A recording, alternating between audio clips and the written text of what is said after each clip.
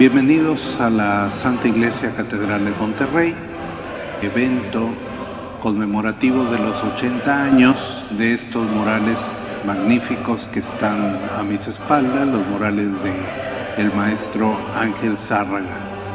Y vamos a comenzar el día de hoy con la ponencia del doctor Andrés Ordóñez. Muchísimas gracias, Padre Mena. Comienzo por agradecer a la familia Zárraga. El motivo de mi participación es contarles que durante mi gestión como embajador en Marruecos di con un mural olvidado en el norte de África de Ángel Zárraga.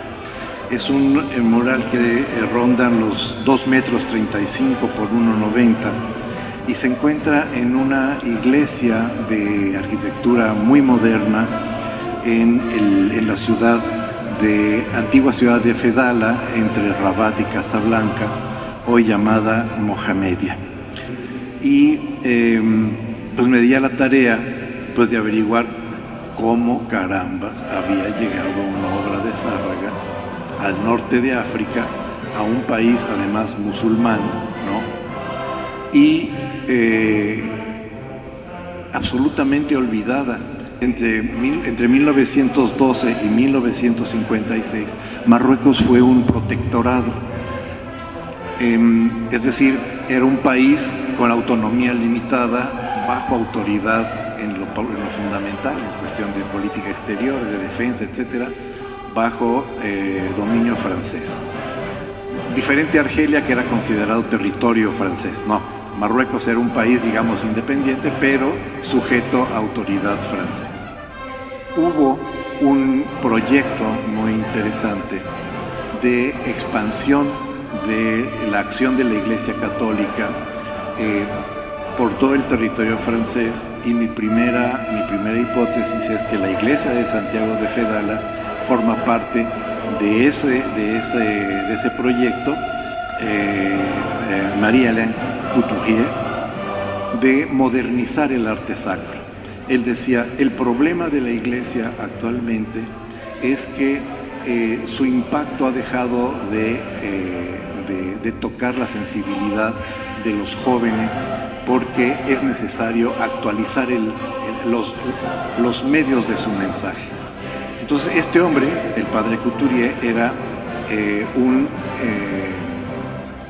teórico del arte, él mismo era un pintor y era cuatísimo de los grandes de la época, de los grandes de la época, de Rothko, en fin, todos aquellos que estaban produciendo arte en los años 30. Picasso, por supuesto, hay fotos de Picasso con él, y entre ellos, pues también Ángel Zárraga, ¿sí?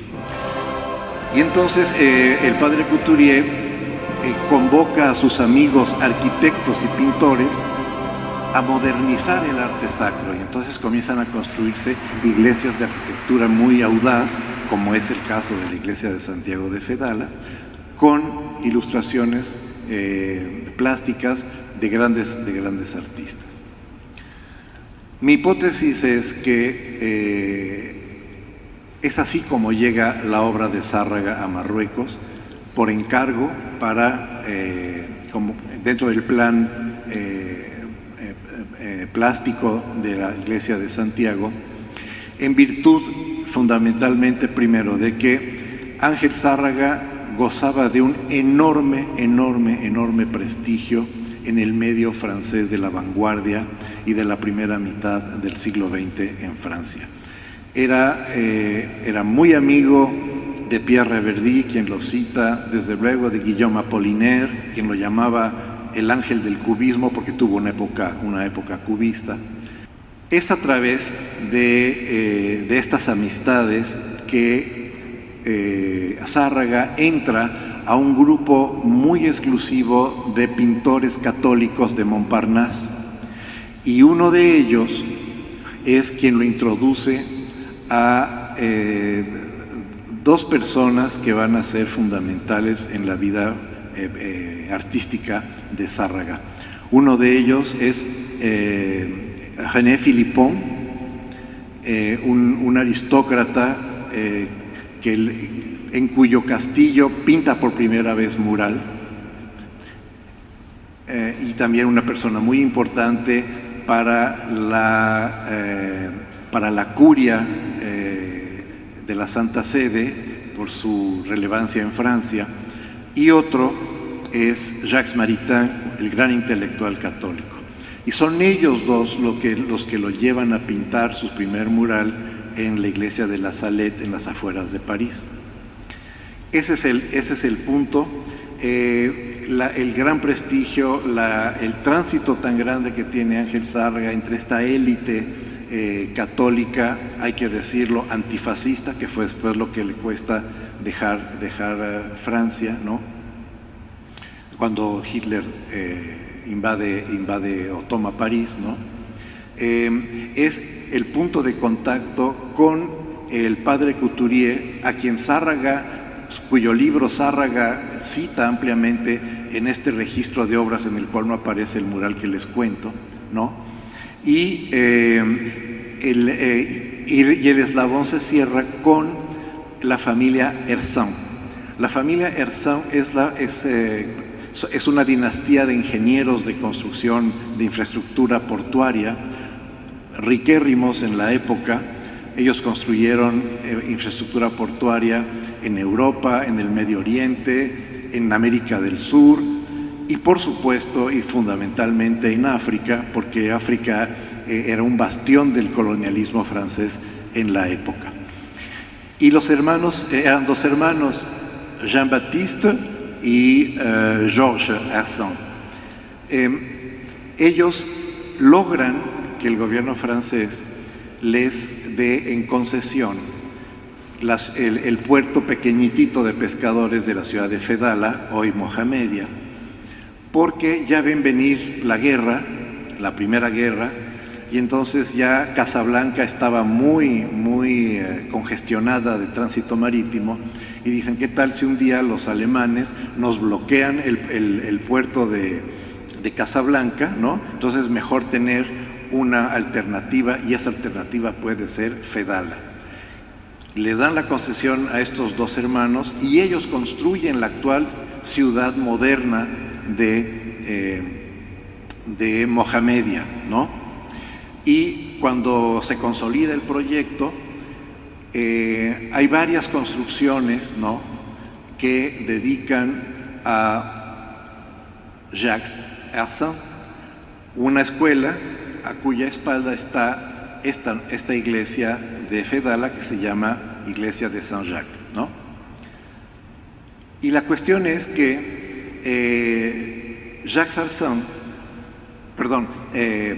Jean-Baptiste Herzin tuvo un hijo que era Jacques. Y entonces, cuando comienza en 1913 los atisbos de guerra de la Primera Guerra Mundial, ¿no?, Jacques es llamado a filas y al año siguiente lo movilizan al territorio continental europeo. Y como dice el mural, el 17 de julio lo matan en el Valle del Marne, ¿no? Entonces, ahora, eran personas importantísimas en el ámbito de la política colonialista francesa en África, ¿sí? Y entonces, según yo, aquí se cierra una hipótesis de cómo es que se origina ese mural que existe en Marruecos. Un mural que ha subsistido durante 85 años, ¿no?, ya que está deteriorándose, que implica una posibilidad interesante de que haya 3 murales más de Zárraga en esa iglesia, pero que como la figura del maestro Zárraga libra una batalla desesperada contra el olvido. Es un proyecto que amerita atención por parte de las autoridades religiosas, de las autoridades federales mexicanas, del ámbito de los intelectuales y la gente interesada en la cultura, y que podría servir de un proyecto fantástico de cooperación, no solamente bilateral México-Marruecos, sino que incluso podría ser un bello proyecto de cooperación trilateral entre Marruecos, Francia y desde luego México, para rescatar a este pintor que ha sido ignorado en el ámbito mexicano fundamentalmente por razones políticas, ¿no? Cuando uno ve la estética de Zárraga, pues no comparte el fondo ideológico del muralismo oficial que victimiza al indígena, que rechaza el elemento ibérico-europeo y que se regocija en el folclorismo nacionalista del México posrevolucionario. Si nuestra clase política tuviera un poquito más de luces, ¿no?, se daría cuenta de que integrar a Zárraga ya, digamos, oficialmente, digamos, como uno de los grandes del muralismo mexicano, le daría una amplitud fantástica al movimiento muralista, porque entonces tendríamos un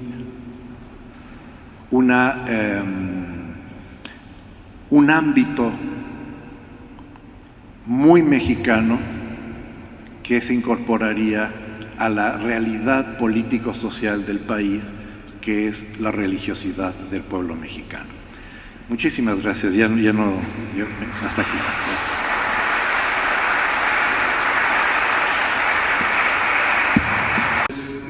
Me permito mencionar que tenemos el gusto, el privilegio que aquí está la familia Zárraga. Aquí están los dos hijos del maestro, Clara Zárraga, don Fernando Zárraga hijo, y las nietas del maestro Zárraga, que pues nos da mucho gusto saludarlos esta tarde. Y precisamente a continuación vamos a escuchar a don Fernando Zárraga, quien nos va a dirigir un mensaje pues acerca de este aniversario de los murales de su papá, don Ángel Zárraga. Bienvenido, don Fernando, y lo escuchamos con mucha atención. Gracias a toda la familia por acompañarnos. Buenas tardes a todos.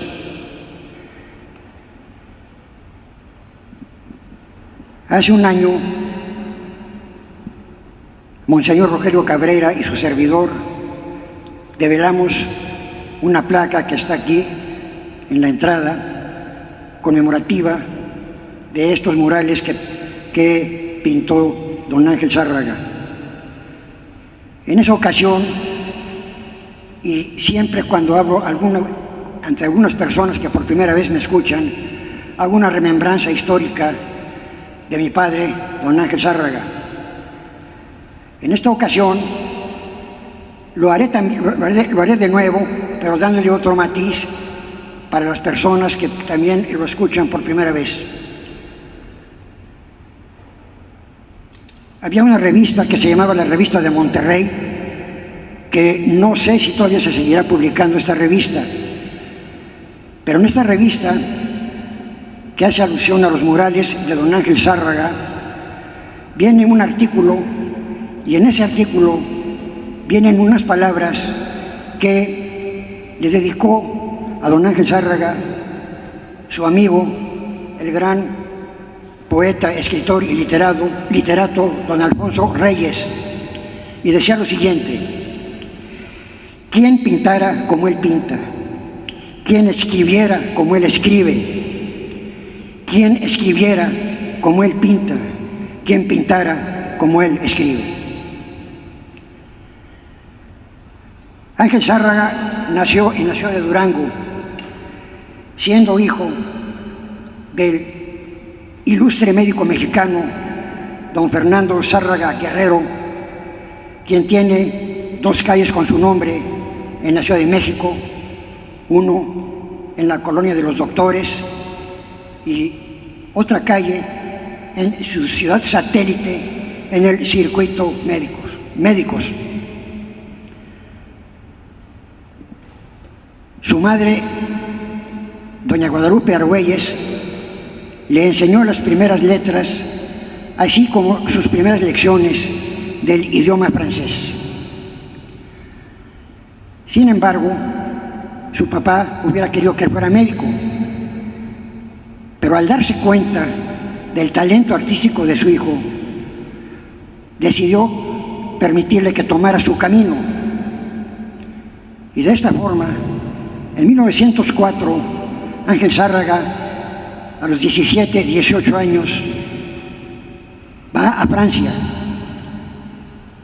Se ubica en el barrio de Montmartre, en París, donde todos los grandes pintores de esa época, o todos los pintores en general, querían llegar a ese barrio para no verse rezagados en sus carreras. Ahí conoce al maestro Augusto Renoir, y Ángel Zárraga pinta un retrato del maestro Augusto Renoir, siendo el propio Renoir el modelo de esa pintura, siendo Renoir un anciano y Ángel Zárraga un jovencito. Debo de también titular esta intervención como Ángel Zárraga, el grande desconocido. Ángel Zárraga es fundador, junto con otras grandes figuras de la pintura, de la Escuela Moderna Pictórica de París. Pero en su país natal, México, no lo conoce. Se inspira él en grandes pintores franceses como Monet, Cézanne, Lautrec, Gauguin y varios otros, teniendo amistad con Amadeo Modigliani y con el propio Pablo Picasso. Don Ángel expone con mucho éxito en Italia, en Alemania, en Bélgica, en España, en el Museo del Prado de Madrid, con gran éxito. Pero en su país natal nadie lo conoce. Después, él también tiene gran éxito en murales que pinta en Europa, como en el Hospital de los Inválidos, en el Sagrado Corazón, en iglesias, en fin, toda una serie de murales y obras de caballete que él deja plasmada por toda Francia. Allá, obviamente, es sumamente conocido, apreciado su arte y su pintura, pero en México, su país natal, nadie lo conoce. En una época, cuando él vive en Bruselas, antes de establecerse definitivamente en París, recibe a Diego Rivera, que le sigue después, yéndose a Europa, Diego becado por el gobierno mexicano, y don Ángel lo recibe en Bruselas, y los dos viven en un estudio en Bélgica, en Bruselas, antes de que Zárraga se estableciera definitivamente ya en París. Es también galardonado en dos ocasiones, en 1927 y en 1935, con la llamada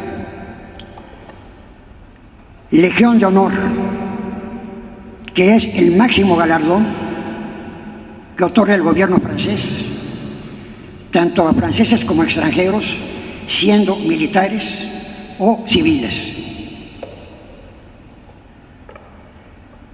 En su trayectoria es nombrado también agregado cultural de la Embajada de México en París. Tiene acceso a los medios de comunicación. Entre los murales que destacan en su obra están 15 telas tipo mural que se ubican en la Embajada de México en París. También decora algunos murales en la Universidad de París. Se dice también que es invitado para decorar el salón comedor del transatlántico francés Normandie Pero el gobierno francés le pide que se haga ciudadano francés, a lo cual don Ángel se niega rotundamente y él les dice: yo primero soy mexicano y ustedes me están ofreciendo el trabajo, yo no los estoy pidiendo. Al tener acceso a los medios de comunicación, cuando la Segunda Guerra Mundial llega a Francia y los franceses están muy cercanos a penetrar dentro del país, se le ocurre a don Ángel pronunciar en Radio París un discurso en francés condenando rotundamente a Adolfo Hitler y al nazismo en general. Pero don Ángel no es conocido todavía en su patria. Lo que quedaba del gobierno francés le dice: don Ángel, lo que usted acaba de decir y hacer es una cosa maravillosa, pero sumamente arriesgada y peligrosa. Estas personas no respetan nada ni respetan a nadie. Le sugerimos que se vaya del país cuanto antes, porque peligran la vida de usted y de su familia. Y es en esa forma como mis padres y mi hermana Clarita, muy pequeña, salen de París a una carretera, a lo que se llama el éxodo de París. Y en esa carretera observan cómo la aviación alemana, sin piedad, está ametrallando a los civiles, unos a pie, otros a caballo, otros en carretas, en motocicletas, en bicicletas, como podían. Y los un poco más afortunados, como mis padres, en automóvil, en donde cuentan que los que tenían automóvil tenían que poner colchones sobre los toldos de los automóviles para tratar de mitigar un poquito el efecto de las balas, de los efectos, del efecto de las balas de los aviones alemanes. Cuando los alemanes penetran en Francia, al no poder romper la línea Maginot, que era la línea que presumían los franceses que era impenetrable, los alemanes mañosamente se meten por Bélgica, donde el ejército francés no tenía absolutamente ninguna línea de resguardo. En esa forma penetran casi por la espalda y destrozan al ejército francés. A raíz de todo esto, mis padres se refugian en la parte sur de Francia, que no estaba ocupada por los alemanes como la parte norte, París y todo eso. Esa parte de Francia estaba gobernada por un mariscal francés, el mariscal Pétain, el cual después, cuando Francia fue liberada, fue juzgado como traidor por los generales Leclerc y de Gaulle, y este último se convertiría después en presidente de Francia. Finalmente, don Ángel decide irse a España, donde se embarcan en el transatlántico Magallanes, que los lleva a Cuba. En Cuba toman otro barco que los lleva a Veracruz, y en Cuba son recibidos por dos hermanos de don Ángel. Así, don Ángel empieza a trabajar en México con éxito. De por sí, pues ya tenía un prestigio que traía consigo de Europa. Y empieza a trabajar aquí en México con gran éxito, obras de caballete, murales, como es un mural que tiene en el Club de Banqueros de la Ciudad de México. Acabamos de estar hace 2 días, mi hijo Fernando y yo, en la Ciudad de México, donde se le hicieron 2 homenajes a don Ángel, uno en el Club de Banqueros de la Ciudad de México y otro en el Museo Sumaya de la misma ciudad.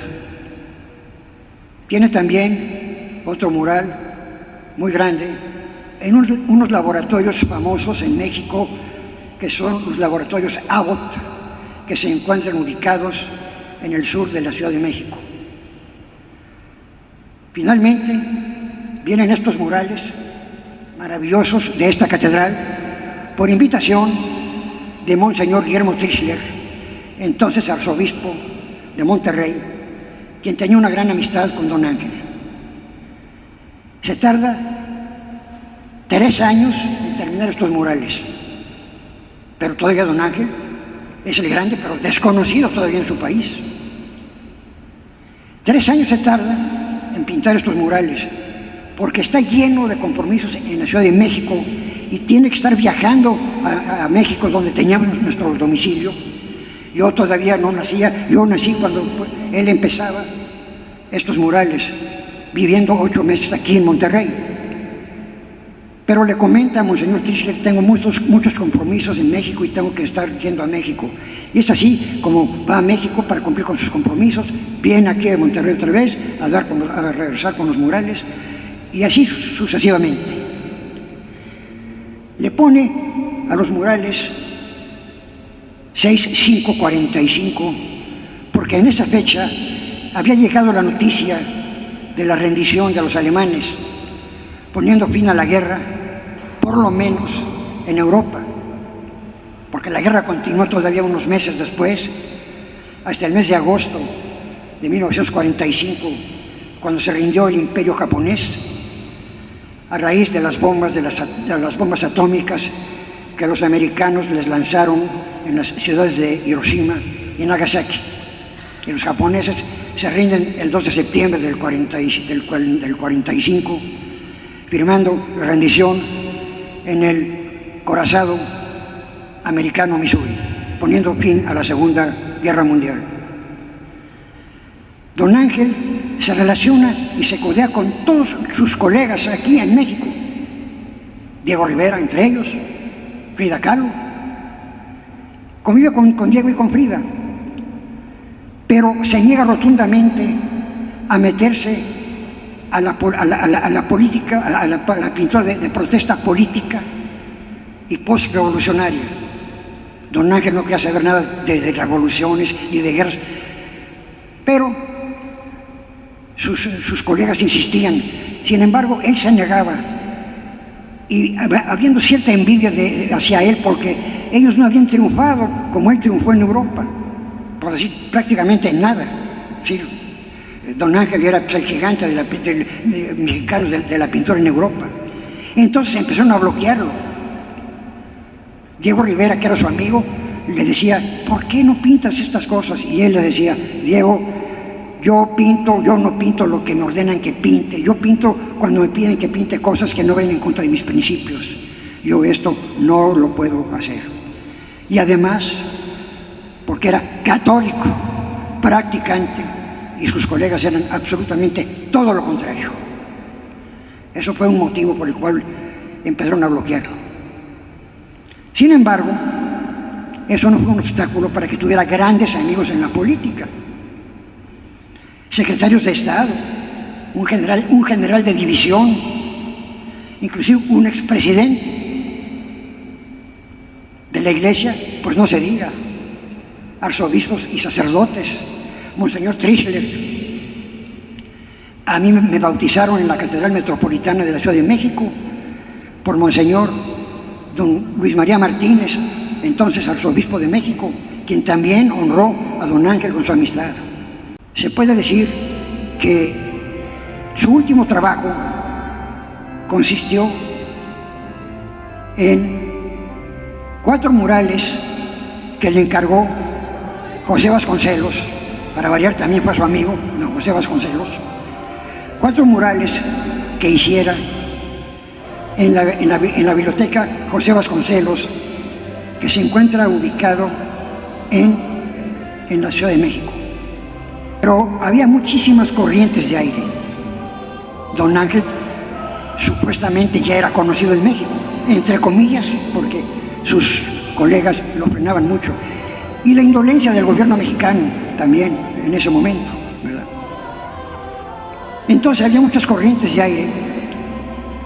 Su chofer de don Ángel lo dejaba muy temprano en la mañana para que trabajara los murales, y ya lo recogía ya tarde para llevarlo a la casa a descansar. Resulta que un fin de semana del mes de septiembre de 1946, estando descansando en su casa de Cuernavaca, se sintió mal y le pidió al chofer que nos llevara de regreso a México porque se sentía mal. Sus síntomas eran totalmente desconcertantes porque tenía derrames de bilis. El médico, que era aparte su gran amigo y amigo de la familia, se desconcertó y empezó a atacar la vesícula biliar sin darse cuenta de que tenía neumonía. Era demasiado tarde. El médico estaba deshecho y decía: yo he sacado adelante a gente de pulmonía y mi amigo Ángel se me fue.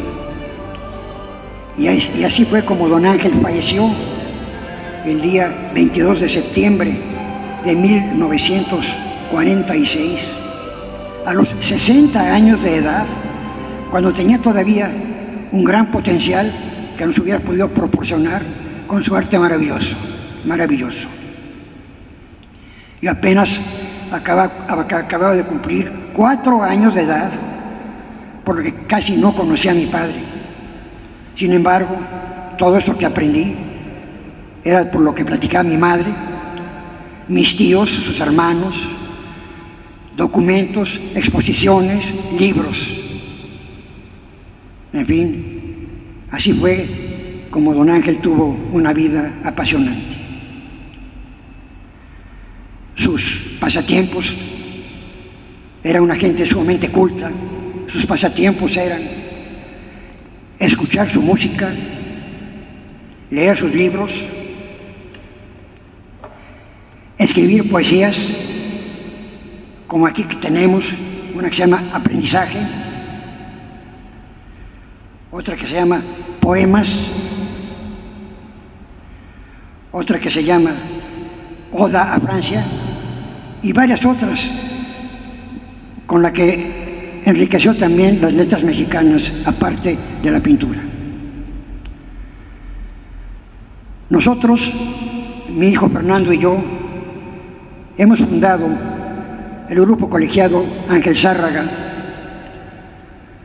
para dar a conocer la vida y la obra de don Ángel Zárraga, que siendo un gigante en Europa, es desconocido en México, injustamente, a nivel popular. A nivel cultural es medianamente conocido, y yo pensaba que era más conocido todavía. Sin embargo, una vez me quedé frío cuando a nivel cultural, un amigo le preguntó a otro: oye, ¿tú sabes quién fue Ángel Zárraga? No. Pues hombre, pues él hizo las pinturas que están aquí en la catedral, una persona que está a nivel de Diego Rivera. Se quedó asombrado. Entonces, obviamente, pues sí, nos encontramos con la imperiosa necesidad de promover su obra y su vida, porque es necesario que así sea. También lo hemos hecho para proteger su obra de falsificadores, porque han surgido en este medio falsificadores de todos los grandes artistas mexicanos, comerciando a veces con obras falsas, cosa que no podemos permitir que suceda. Y también, en un momento determinado, no permitir que haya alguna persona que quiera autenticar su obra por escrito, como ha llegado a suceder, porque únicamente, de acuerdo con la Ley Federal de Derechos de Autor, los únicos que tenemos derechos a autenticar la obra de don Ángel Zárraga somos la familia, sus descendientes directos. No me resta más que dar las gracias a Monseñor Rogelio Cabrera por el esfuerzo que él ha hecho también para promover la obra de don Ángel. Como él lo mencionó hace un año cuando estuvo con nosotros, en esta ocasión dada la agenda tan cargada que tiene, no fue posible que nos acompañara, pero nos dijo que aquí estaría con nosotros en espíritu. También quiero agradecer la presencia de los presbíteros Raúl Mena, Seifer, quien ha intervenido mucho y ha hecho posible estos eventos, al presbítero Alfonso Villarreal, rector de esta catedral, que también nos ha brindado todo su apoyo para que se hagan estos eventos, al presbítero Joel Ávila Negrete, nuestro párroco en Señor San José, allí en Guadalupe, al presbítero Raúl Castillo, a la memoria de mi padre Ángel, a la memoria de mi madre María Luisa, a la memoria de mi esposa María de Jesús, quien Dios llamó a su presencia hace 7 años. Sin embargo, yo también fui responsable un poquito de que no se diera a conocer plenamente la obra de mi padre, porque me dedicaba demasiado a mi vida profesional como miembro de la firma internacional de abogados Baker McKenzie en México, en donde lógicamente pues teníamos una presión muy fuerte de clientes a los que teníamos lógicamente que responder con el mayor esmero profesional. Sin embargo, hace 20 años me dice mi esposa: oye, yo creo que ya es tiempo de que ya te empieces tú a involucrarte un poquito más ya en la vida y obra de lo que fue tu papá. Y le dije: tienes razón. Y empecé yo ya a involucrarme más en este asunto.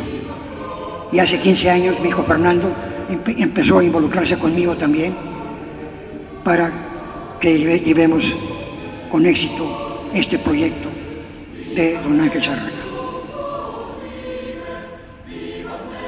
A nombre de todos nosotros, la familia Zárraga del colegiado, quiero dar las gracias a todos ustedes por su presencia para que un grande de la pintura mexicana deje de ser el grande desconocido, porque él fue, además de un excelente artista, un gran ser humano, un gran esposo, un gran padre, un gran defensor de la fe católica, de Jesucristo y de María Santísima. Muchísimas gracias.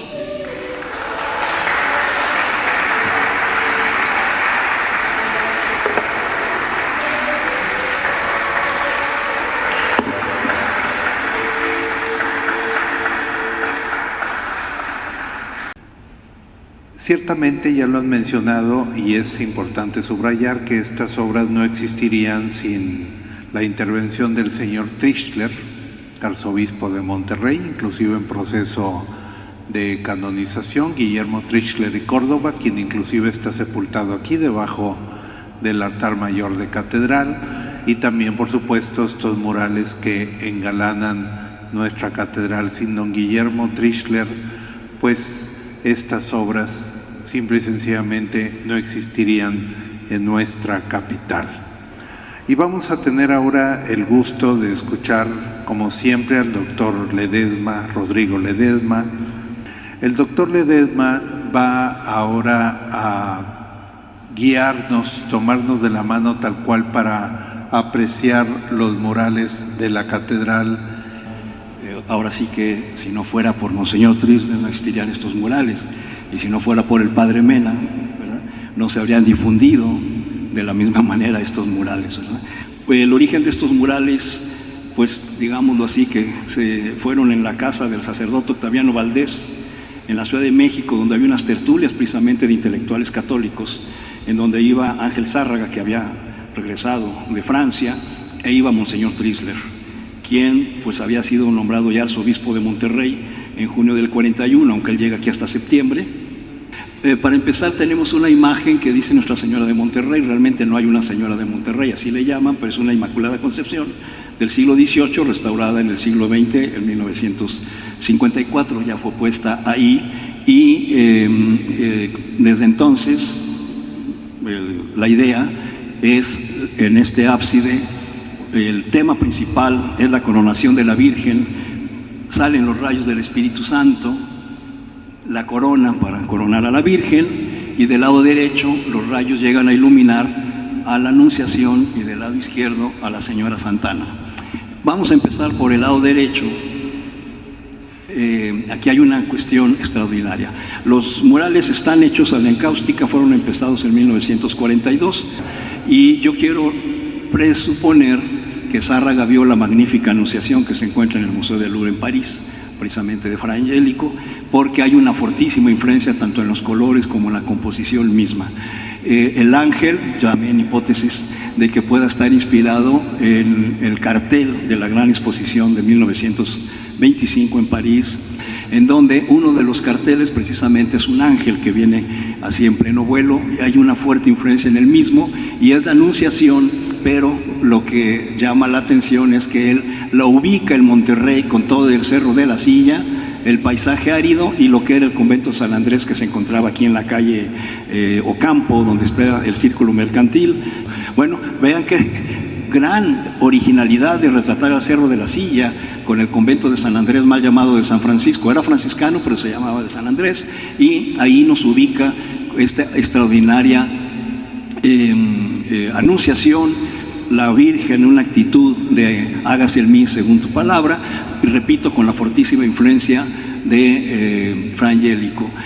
Cómo irradia los luz, la Virgen ya está embarazada, entonces irradia la luz, lo mismo que la aureola de santidad, y en la parte de arriba un ángel que señala a la estrella de la mañana, una de las jaculatorias marianas del Rosario, y por supuesto un manifestador. Digo, ¿por qué por supuesto? Porque está hablando ahí pues del cuerpo de Cristo en un manifestador. Del lado izquierdo, la Señora Santana enseña a la niña Virgen a leer. Es una niña francesa del campo, de la época de los años 20, 30, que Zárraga vivió por allá. También como irradia la santidad la niña Virgen, apunta hacia los ángeles, y el alfa y omega, el principio y el fin, y el triángulo dentro de la cultura griega clásica, el símbolo de lo femenino. Entonces también el no ponerle zapatos o sandalias, supongo que quiere ver aquí con la cuestión de la humildad, de la sencillez. Encontramos primero a un ángel que sostiene al Sagrado Corazón de Jesús, y otro tal que va a señalar a lo último que vamos a ver, que son las bienaventuranzas. Bueno, algo muy importante, el padre Mena descubre aquí la firma de Ángel Zárraga. Entonces, magnífico, ahí está una A y Z, firma de Ángel Zárraga. Y vamos ahora sí a esto que es realmente originalísimo. El padre con los ojos hacia abajo mira al hijo. El hijo con los ojos cerrados, vean la moda de un cairel colgando del hijo, abre las manos y el padre le va a aventar la aureola. ¿Cuándo hemos visto que el padre como va a aventarle la corona de espinas al hijo, quien abre las manos? Entonces esto es una originalidad tremenda, iconográfica. Entonces aquí tenemos dos originalidades: situar la Anunciación en un paisaje que pudo haber sido el Monterrey, y al mismo tiempo hasta la cuestión de la influencia del deporte. Acuérdense que Zárraga se hace famoso por sus futbolistas, las futbolistas femeninas, jugadores, hay uno hasta con un balón de tipo fútbol americano. Bueno, en este caso el hecho de ahí te va la corona, recíbemela por favor, aquí la cacho, válgame decirlo de esa forma, ¿no? En el sentido de acepto lo que voy a morir por la salvación de las almas. Bien, pues ahora pasemos, después de este mural, aquí hay una firma, Ángel Zárraga, mexicano, 1942-43, ¿sí? Este fue el último mural por la firma de lo que nos platicaba el señor Zárraga. Para empezar, la forma triangular, las influencias Art Deco, que hoy conocemos entonces como Art Deco, de cual Zárraga pues está viviendo en París justamente en esa época. De ahí la fuerte influencia que tiene en la geometría de la caída de los brazos del Cristo. Vean el intenso azul como el que utiliza en la capa de la Virgen, acá joven, acá ya mayor, sosteniendo a su hijo. La piedad no está escrita en ninguna parte de ningún evangelio, es una tradición del siglo XV cuando se empieza a desarrollar, sí, del siglo XV. ¿Y qué pasa? La piedad, ustedes saben que la consumación de esto, 1500 con Miguel Ángel, ¿verdad? La piedad, cómo la retrata. Y algo muy interesante, la irradiación de la energía que estaba de moda, lo que mencionó el señor Zárraga, los tristes acontecimientos de la bomba atómica el 6 y 9 de agosto del 45, las irradiaciones que se están viendo precisamente atrás de la piedad, como la expansión de que con la muerte de Cristo y su resurrección es por la salvación de las almas de la humanidad. Asimismo, una enorme y grandiosa aureola detrás de la Virgen, irradiando con rayos de luz, y la aureola blanca sobre su cabeza, pero magistralmente combinado en una gran piedra. Sale, como quien dice, antes de que, más que sale, discúlpenme, antes de que el alma se vaya al infierno, es salvada por un buen fraile anciano franciscano, está sacando al indio casi en una actitud moribunda. Vean el contraste de una mano por acá, otra mano por acá, para poner el equilibrio, unas piernas por aquí, las piernas de Cristo ensangrentadas por acá, para precisamente, gracias a la muerte de Cristo, viene la salvación de las almas por la evangelización del noreste. Del lado derecho, otro franciscano está dando la comunión. Por la capa podríamos presumir que sería un indio de nobleza o de otro rango. Y me voy a ir a este segundo plano, otro fraile franciscano con una cruz que van a clavar como símbolo de la evangelización y la conversión de otro indígena, y detrás el convento de San Andrés, aquí de Monterrey. Me voy a la parte del lado izquierdo, uno de los milagros de Cristo, la sanación del ciego. Por eso ya no utilice el bastón, porque ya no será necesario, y los estudiosos de la moda podrán darse cuenta, o los aficionados a la moda, una moda de la época. Y A.I.Z. Ángel Zárraga. Le agradecemos mucho al padre Reinaldo. ¿Cómo se apellida, padre? Al padre Reinaldo Díaz, que un día platicando de esto dijo: ahorita vengo. Vean, ya regresó y me hizo una foto, porque yo no tenía una foto precisamente del cinturón de la A y la Z y de la firma de Ángel Zárraga. Entonces aquí podemos ver a Cristo en una actitud muy serena, con estas formas geométricas de la época del Decó. ¿Por qué blanco? La pureza. ¿Por qué el rojo? La sangre de su sacrificio. Y del lado acá atrás, vean el equilibrio en los colores. Cristo de espaldas. Por cierto, también hay todo un mural de unas formas en donde le levantan la mano unos deportistas de esa exposición del 25, que no dudo que Zárraga se haya inspirado por ahí, y que es la resurrección de Lázaro. Otro de los milagros de Cristo, como lo estamos viendo aquí, la resurrección de Lázaro. Pero pues los genios, ¿verdad? Los genios artistas, se le ocurre magníficamente poner a la Virgen del Nogal o del Roble, patrona de Monterrey, que de acuerdo a la tradición histórica fue encontrada por una pastorcita, hija de españoles, principios del siglo XVI, del XVII, final del XVI, fue traída con los frailes franciscanos. La Virgen 3 veces regresa a su lugar, y por eso la cuestión, como pasa con muchas apariciones marianas o hallazgos, la Virgen quiere que se construya un santuario, y de ahí el origen y la tradición de la Virgen del Roble. Y la Sierra Madre como fondo, la Sierra Madre que nos rodea aquí a la zona metropolitana. Y por último, en la parte de arriba, el escudo de Monterrey con la X y la R, Cristo en griego, con unos indios o unos aborígenes como nativos, sostenido por unos ángeles. El escudo, y de arriba, vamos de arriba para abajo, igual unos ángeles sostienen María, Virgen, Madre, Reina, y el escudo de Monseñor Trisler. Voy a empezar ahora con la firma que está aquí abajo. Aleluya, 6 de mayo del 45, lo que nos comentaba el señor Zárraga, se acabó la guerra. Entonces, posiblemente también es la última parte que firma, que pinta los murales Ángel Zárraga. Otra vez la influencia de la exposición del 25, como si fuera un atleta. Cristo triunfante sale de su tumba, trae un pendón, símbolo de posiblemente de alguna cofradía, por la cruz. Y vean cómo el soldado se despierta también con esa composición atlética de esos murales de la exposición del 25, asombrado. El otro se queda dormido sobre su escudo. Cristo está prácticamente flotando. Y justamente ese 11 de marzo del año 2010, el padre Mena y yo, como mucha emoción, descubrimos otra firma, Ángel Zárraga, completito, en el cinturón. Bien, después al centro y magistralmente encajonado, valga decirlo así, sobre la ventana y al lado derecho nos pone 2 milagros.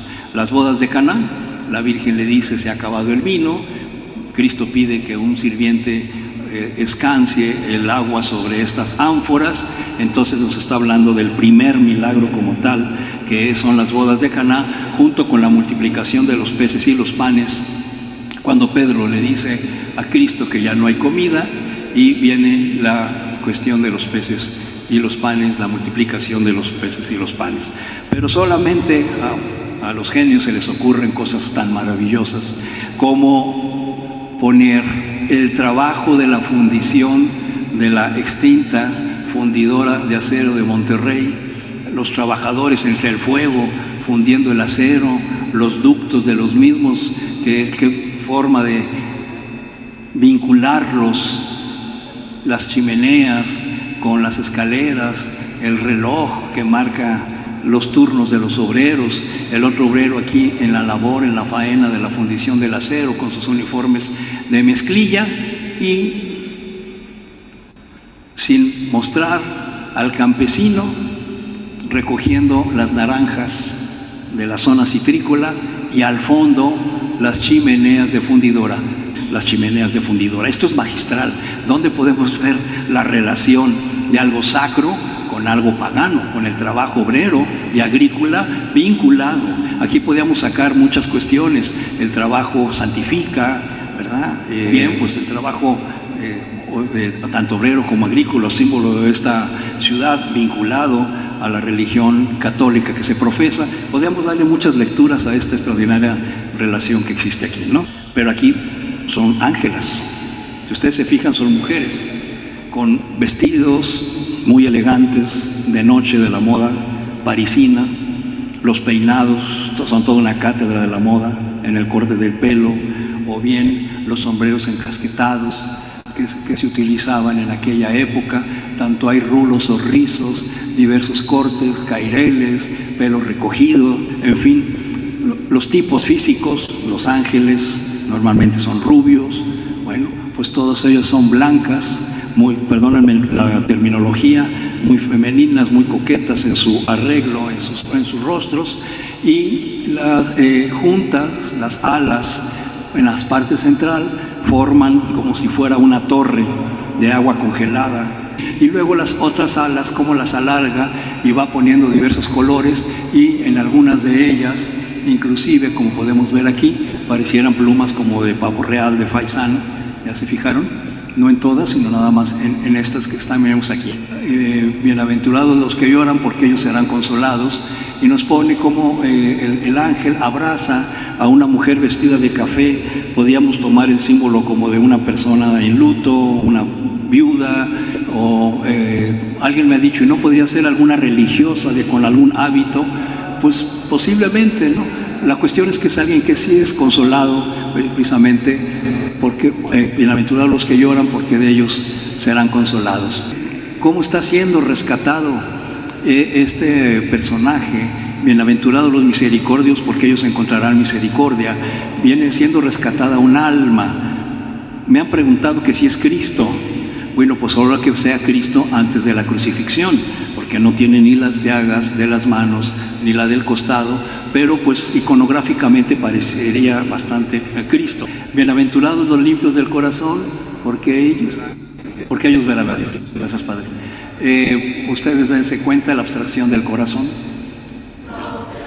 Bienaventurados los limpios del corazón. Y una pareja, observen el parecido.